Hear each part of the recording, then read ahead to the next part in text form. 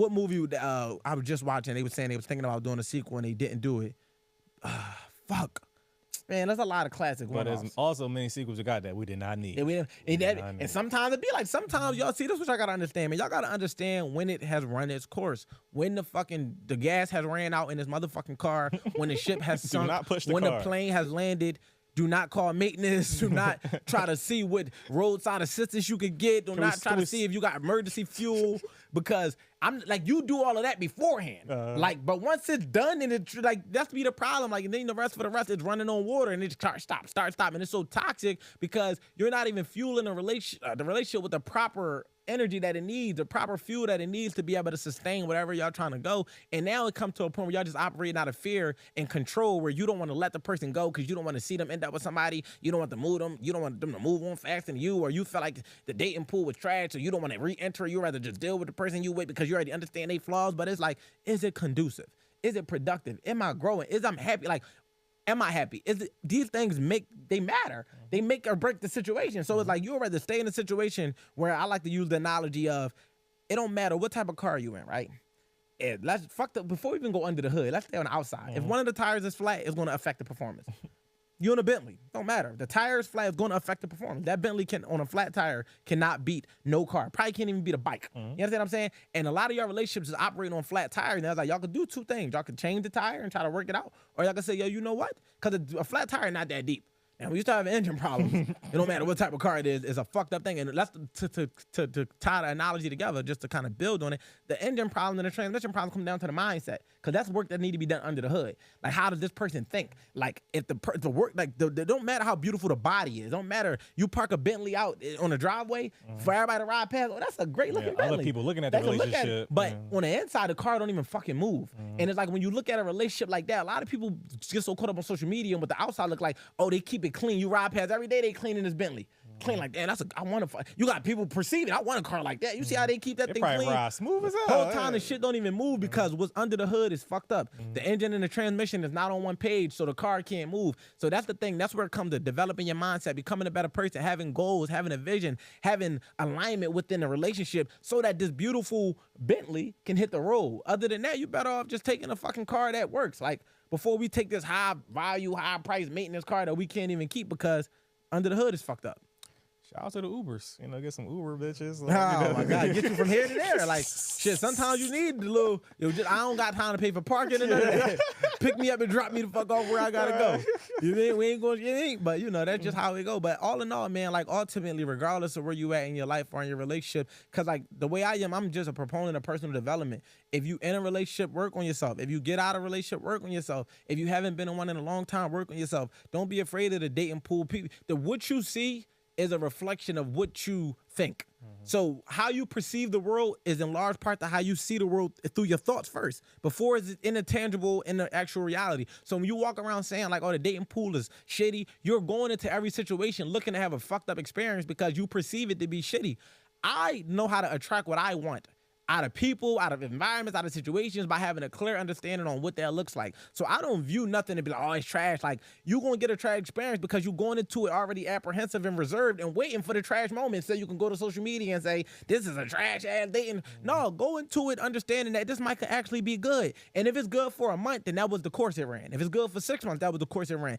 Everything not going to end up at the fucking altar. And you got to be okay with that, because a lot of people ended up at the altar, and then next thing you know, they wish they never did, Yeah.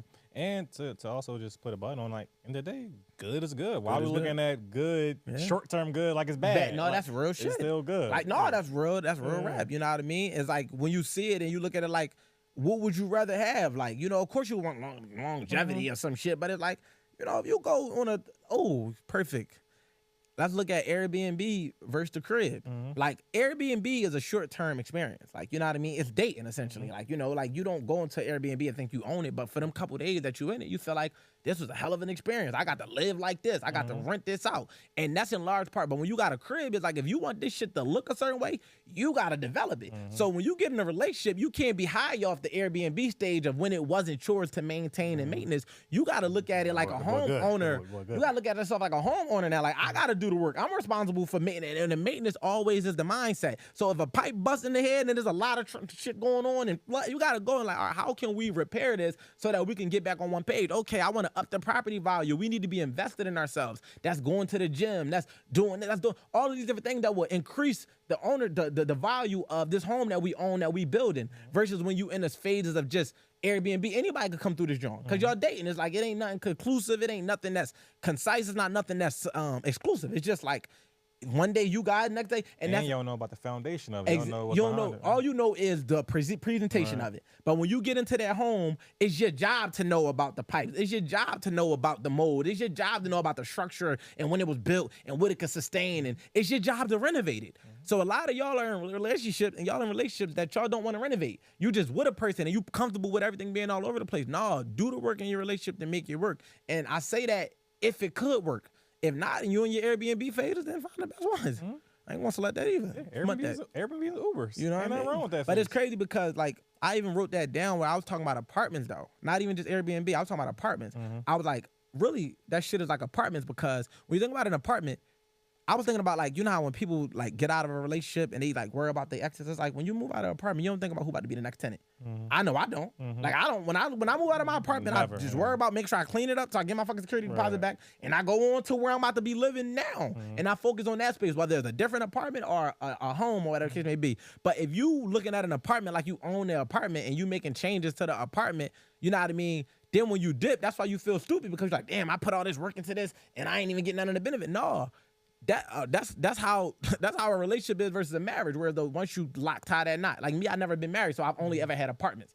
The goal could be to jump into the home, but we ain't ever make it there. But once you get into that home and become a homeowner, it is your fucking duty to fix that home up. Like it's your duty to work on your marriage. If you just still in the apartment phases of being in a relationship and y'all figuring each other out, you want to scout the area, see if it's going to work. Do I want to position myself here? Understand that it's still a rental. So the work you do might not benefit you. It might be for the next person. And that's what people don't understand about the whole failed relationship thing. No, you knew this was an apartment when you leased it. So at some point it was one or two things. You was either going to convert this into a buy to a rent to buy situation, or you gonna turn this into a situation where I fixed it up, I got it together, but I know that somebody else about to be the one leasing it or owning it next.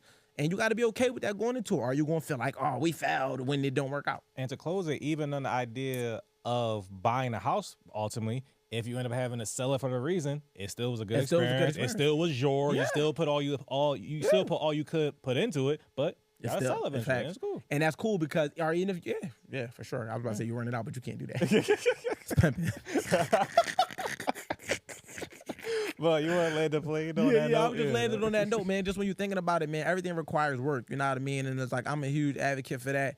You know, like even like I said, whether you single together or whatever, like I'm always preach getting yourself together. You know what I mean? And we'll pivot from there into talking about some of these movie selections that you sent me. Want to talk about just next episode?